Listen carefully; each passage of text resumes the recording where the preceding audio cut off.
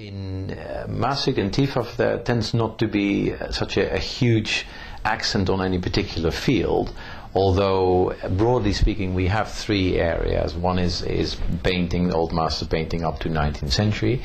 The second area, which is the largest area, is works of art, antiques if you like, and that includes furniture, silver, glass, you name it, textiles, Chinese art, any form of Asian art.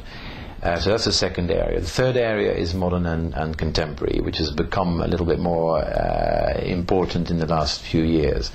But the three areas combined, and within those areas you find the specializations as well, really make the fair very special. Most fairs nowadays tend to have a particular accent. They have maybe more furniture than anything else. They have perhaps more design, art deco than anything else, or more painting. In Maastricht we have really the quality level right across the board. So if you wanted to have an impression of the art world as it is today, and you want to see the best that's available in almost any field, then Maastricht is the fair for you.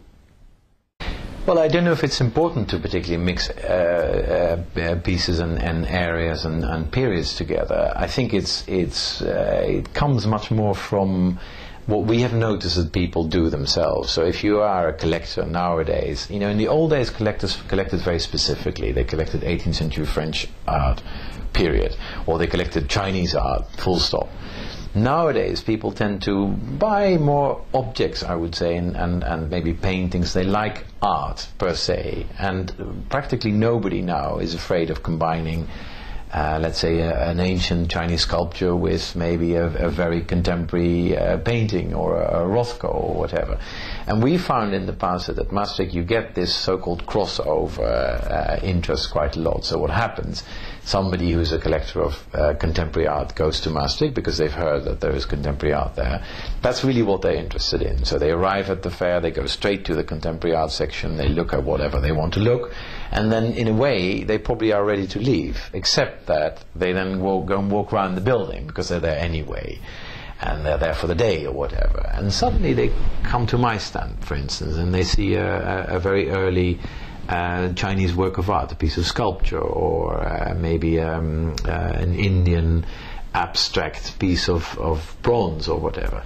And they don't know what it is, but they like it, and they'll start looking at it. And because of this availability at Maastricht, because you have there the crossover section, because you have all the different arts available, people often are attracted by particular things that they think are not of interest to them until they actually look at them and they find out what they are. So because of that, we've had this now happen for a number of years, particularly when the modern and contemporary section became larger.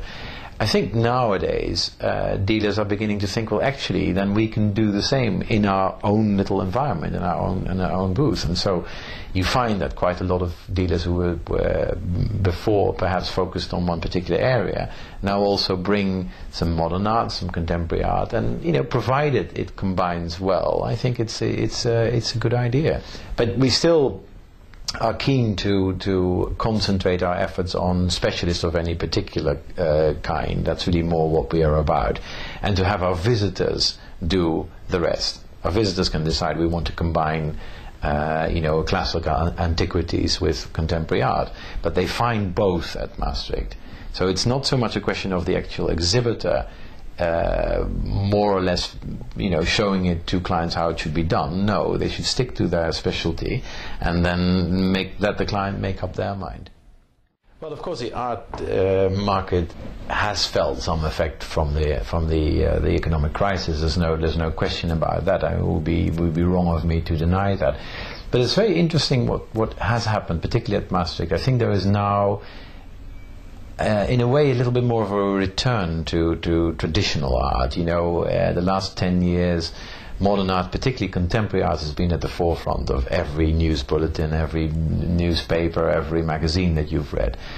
And it has had the effect of people beginning to invest or speculate more in that market. And this is something that I think every good art dealer should be against and should not promote. Art is not an investment. You shouldn't buy art purely for speculative investment reasons. You can buy art as an investment for something that holds its value, in other words, as an asset.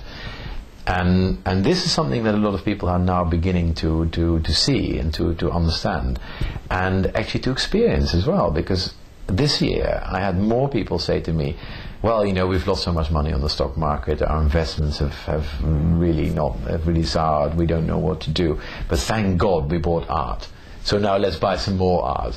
You know, this is what the trend has been, and I can see that trend continuing over the next couple of years. I think people who've got their fingers burnt with over-investing and jumping onto bandwagons, particularly in contemporary art, have realized that art is a good and sound investment if you look at it as an asset, not as a very fast appreciating investment, something that you can buy today for 10,000 and sell tomorrow for 15,000. That's not how it works.